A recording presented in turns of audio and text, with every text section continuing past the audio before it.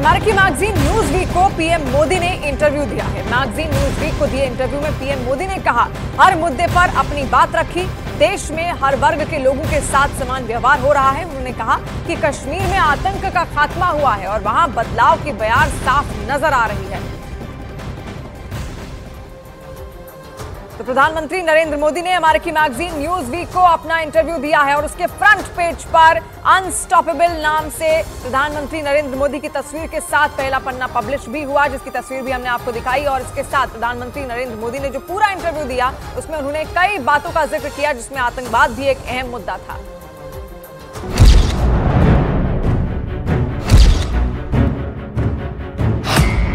अमेरिकी मैगजीन को पीएम का विस्फोटक इंटरव्यू। फ्रंट पेज पर लिखा अनस्टॉपेबल।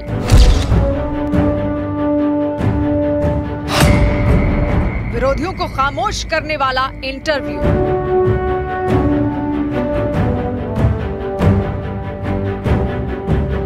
अमेरिकी मैगजीन न्यूज वीक के फ्रंट पेज पर प्रधानमंत्री मोदी की तस्वीर लगी है और लिखा है अनस्टॉपेबल, मतलब जिसे रोका ना जा सके। इंदिरा गांधी के बाद पीएम मोदी ही वो पहले शख्स हैं जिन्हें न्यूज वीक मैगजीन के कवर पेज पर जगह दी गई है। उन्होंने बेबाकी से हर मुद्दों पर बात की और अपनी सरकार का पक्ष रखा और उज्जवल भविष्य के लिए क्या रोड मैप होंगे इस पर चर्चा भी की। अमेरिकी मैगजीन को पीएम का इंटरव्यू। देश में अल्पसंख्यकों के साथ समान व्यवहार हो रहा है। कश्मीर में हुए बदलाव को खुद आकर देखें। आतंक के खिलाफ हैं, हिंसा मुक्त माहौल की वकालत करते हैं। इमरान खान की गिरफ्तारी पाकिस्तान का अंदरूनी मसला। हमारी सरकार के लिए जनता का समर्थन बढ़ा है। प्रभु राम का अपनी जन्मभूमि में लौटना ऐतिहासिक क्षण। भारत जल्द ही तीसरी सबसे बड़ी अर्थव्यवस्था बनेगा। लोकतंत्र हमारे जीन्स में है। भारत लोकतंत्र की जननी है। इस इंटरव्यू पर बीजेपी नेता अमित मालवीय ने ट्वीट किया और लिखा कि पीएम मोदी भारत ही नहीं, दुनिया भी बदल रहे हैं। इस इंटरव्यू से देश के प्रधानमंत्री मोदी की एक सोच तो साफ साफ समझ आ रही है कि वो हर कीमत पर देश को नई ऊंचाइयों पर ले जाना चाहते हैं। वो हिंदुस्तान को विकसित राष्ट्र बनाने के मिशन पर हैं और तेज आर्थिक विकास उनका मुख्य एजेंडा है, ताकि गरीबों का उत्थान हो सके और युवाओं का भविष्य भी उज्जवल हो सके।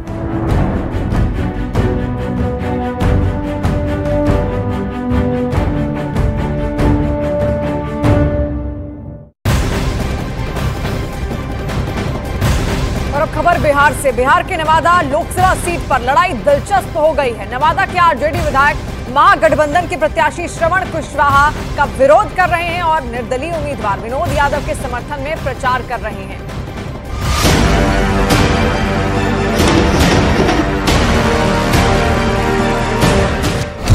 नवादा में बागी बिगाड़ेंगे खेल।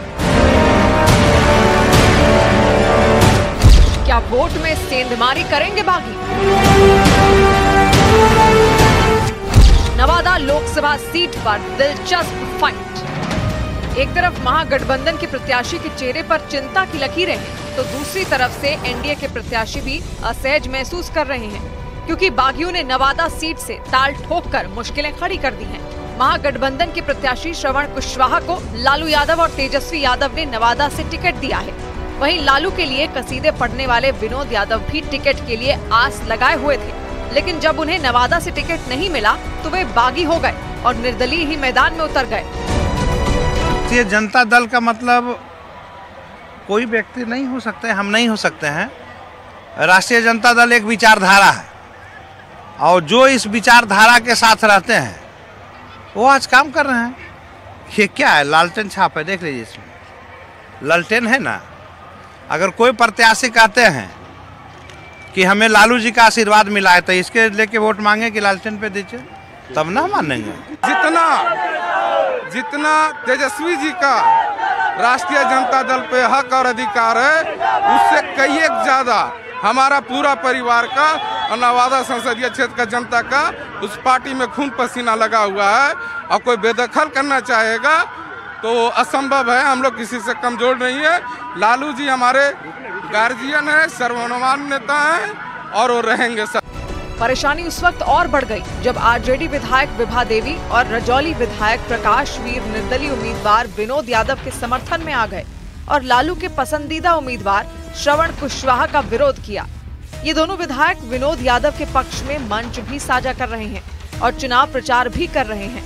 मुखर होकर गठबंधन के उम्मीदवार का विरोध कर रहे हैं। 1951 से अब तक कुल 17 लोकसभा चुनाव हो चुके हैं। 14 बार नवादा से बाहरी प्रत्याशी ही चुने गए। 3 बार स्थानीय नेताओं ने जीत दर्ज की।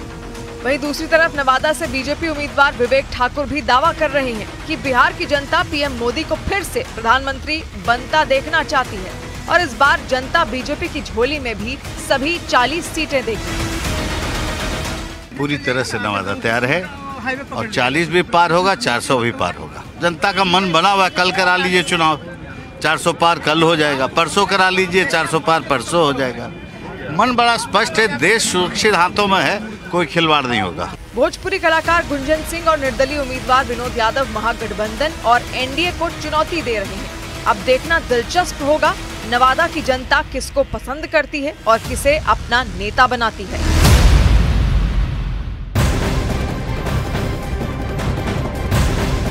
नेशनल हेराल्ड और एजेएल मामले में कांग्रेस पार्टी को झटका लगा है। कोर्ट ने इस मामले में ईडी की कार्रवाई को सही माना है। साथ ही 750 करोड़ की संपत्ति जब्त करने पर भी एजुकेटिंग अथॉरिटी ने मुहर लगा दी है। ईडी ने नवंबर 2023 में कांग्रेस से जुड़े एजेएल और यंग इंडिया की 750 करोड़ रुपए की संपत्ति जब्त कर ली थी और ये कार्रवाई मनी लॉन्ड्रिंग के तहत की गई। इसके साथ ही ईडी ने कोर्ट को यह भी बताया था कि जब्त की गई संपत्ति में एजेएल की दिल्ली, मुंबई और लखनऊ समेत कई शहरों तक की प्रॉपर्टी शामिल है, जिनकी कुल कीमत 660 करोड़ से ज्यादा है। और ईडी ने इस मामले में सोनिया गांधी और राहुल गांधी समेत कई लोगों से पूछताछ भी की थी। नेशनल हेराल्ड और एजेएल से जुड़े मसले में केंद्रीय जांच एजेंसी ईडी के द्वारा एक बड़ी कार्रवाई को अंजाम दिया गया है। दरअसल जिस तरह से अगर नेशनल हेराल्ड की बात करें तो नेशनल हेराल्ड मामले में जिस तरह से पिछले साल 2023 में अक्टूबर महीने में जांच एजेंसी के द्वारा बड़ी कार्रवाई को अंजाम देते हुए तकरीबन 750 करोड़ की प्रॉपर्टी को अटैच किया गया था, तो इस मामले पर यह मामला पहुंचा था एग्जीक्यूटिंग अथॉरिटी में और एग्जीक्यूटिंग अथॉरिटी के द्वारा एक बड़ा फैसला सुनाते हुए अब उस अटैचमेंट की प्रक्रिया को सही पाया है। यानी कि ईडी के द्वारा जो कार्रवाई की गई थी, जो प्रॉपर्टी अटैच की गई थी, उस प्रॉपर्टी के अटैचमेंट की जो तमाम प्रक्रिया है उसको उचित समझा गया है। और एक तरह से अब इसे आसान शब्दों में इस तरह से बता सकते हैं कि जो अटैचमेंट की जो प्रक्रिया थी, वो जो पहले प्रोविजनल अटैचमेंट हुआ था, अब उस पर उसको पोजीशन पर कब्जा होगा। यानी कब्जा होगा ईडी का, जांच एजेंसी की टीम जाएगी और वहां पर एक अपना बोर्ड लगा देगी कि अब इस पर पूर्ण तौर पर जांच एजेंसी का कब्जा हो गया। वीडियो जर्नलिस्ट प्रकाश गुप्ता के साथ शंकर आनंद, न्यूज़ 18 दिल्ली। उधर ईडी की टीम ने चुनाव आयोग को बड़ी जानकारी दी है। प्रवर्तन निदेशालय की टीम ने चुनाव आयोग को सीपीआई एम